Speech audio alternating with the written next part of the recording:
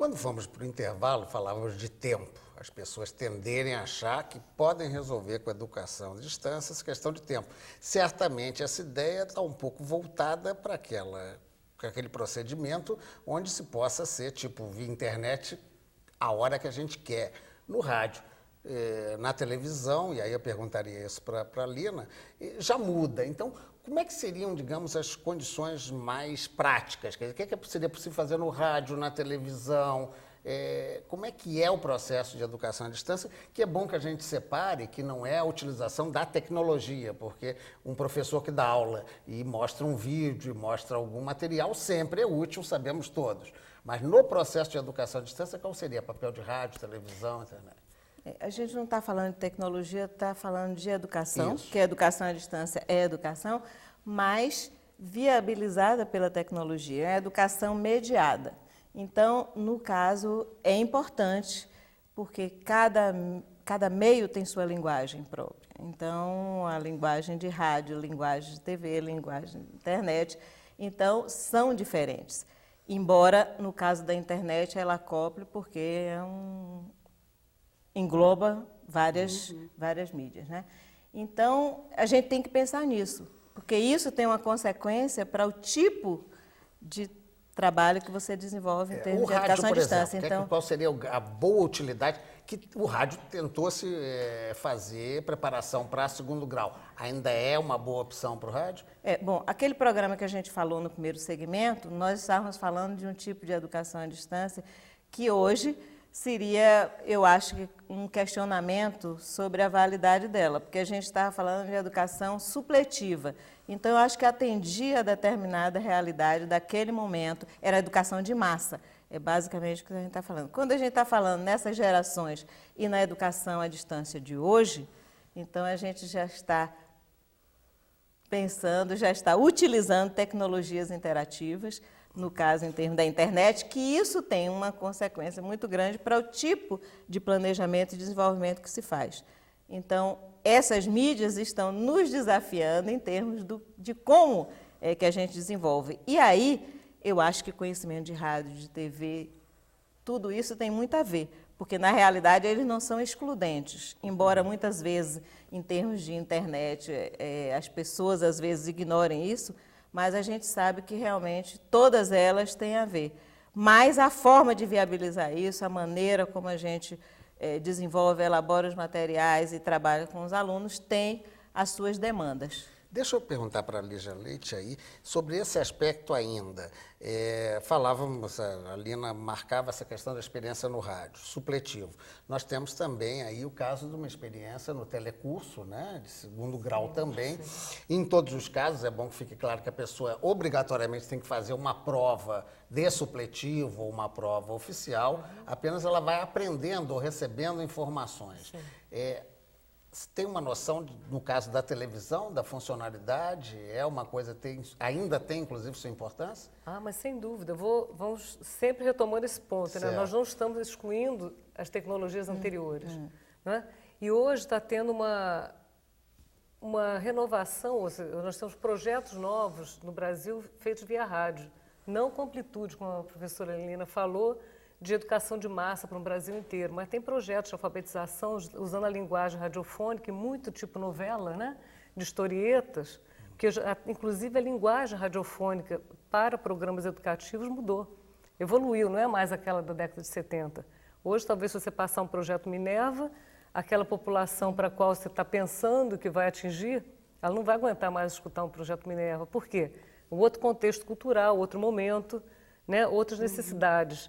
Então, a televisão, a mesma coisa, ela tem ainda a sua função. Né? Nós podemos ainda fazer boa educação à distância de qualidade com televisão e com rádio, mas a linguagem já não é a mesma daquela saudosa telecurso segundo grau, que deu tanto, né? Que deu tanto sucesso, ou do projeto Minerva, que a gente pode ter saudade daquele tempo. Se a gente passar hoje, talvez a gente se surpreenda. Ué, que programa é esse? Não é? Não vai atender mais as nossas necessidades, porque a linguagem muda também com o tempo. E vale a pena considerar também que tem o rádio web. Né?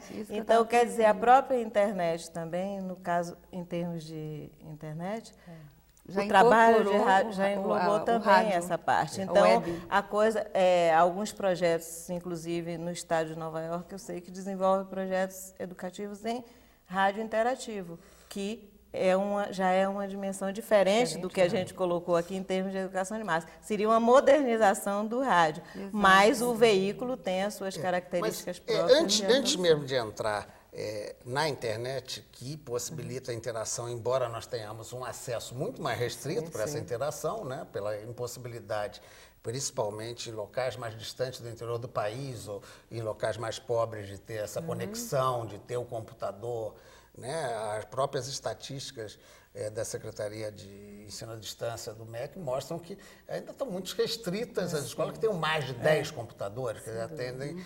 Eu perguntaria, então, professora Esther, se não há, nesse procedimento da educação à distância, uma carência do aluno em poder fazer a pergunta para o professor, a famosa tirada de dúvida, que no caso da internet é um avanço.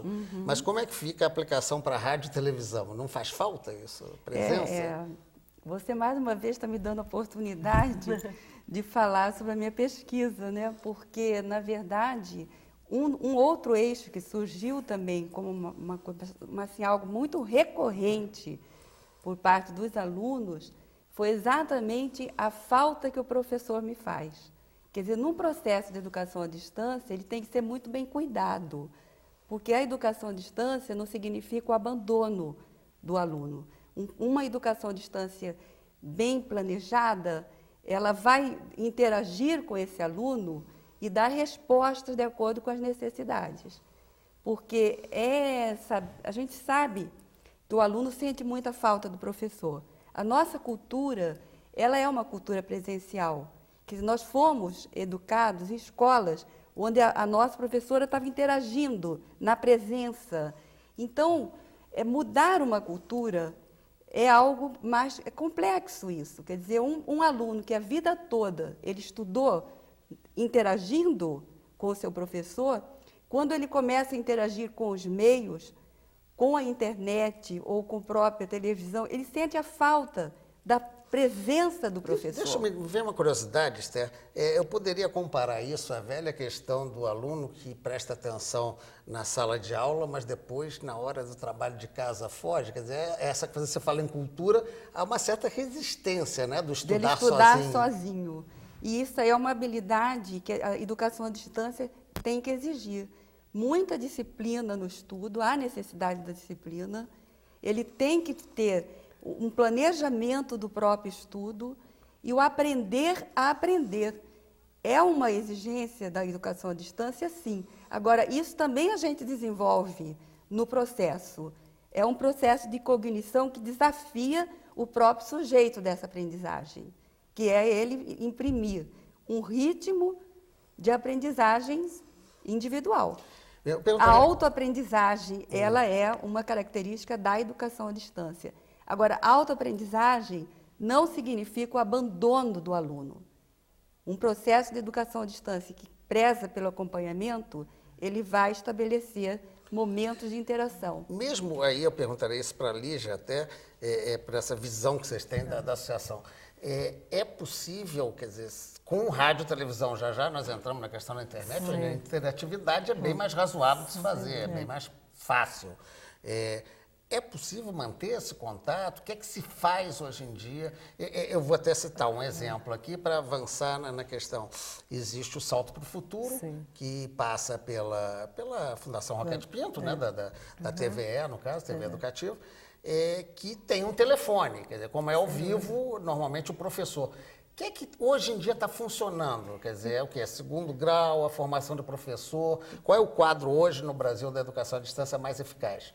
Esse problema do mais eficaz é complicado, né? Mais uma vez eu vou recorrer aqui à Lina, quando falou da eficácia, né? Porque essas medidas são sempre subjetivas, né? Eficácia média. Até porque, como vocês são já valores, disseram, não tem muita possibilidade de examinar. De examinar, né? E geralmente também os teóricos da avaliação dizem que você encontra os resultados que você procura, muitas vezes, né? Você avalia aquilo que você está buscando medir. Então, se eu quero provar que aquilo é bom, provavelmente eu vou mostrar, e posso também mostrar que é ruim. E eu queria, então, voltar a esse ponto, falando um pouco da interatividade que vai gerar eficácia, né? Como é que isso acontecia com rádio e com a televisão?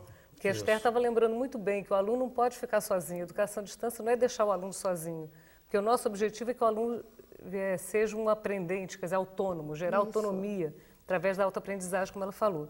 Quando nós não tínhamos essa possibilidade de interatividade que nós temos com o computador, nós tínhamos os telepostos. Né? Era um momento que o professor tutor, que surgiu a figura do tutor, encontrava face a face com o aluno e o aluno não se sentia tão abandonado. Né? Ele via o professor, é onde ele tirava as dúvidas.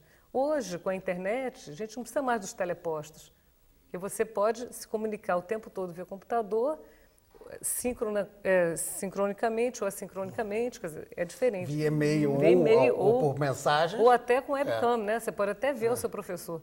Mas na época do rádio e da televisão, nós tínhamos os telepostos. E o salto para o futuro funciona ainda assim.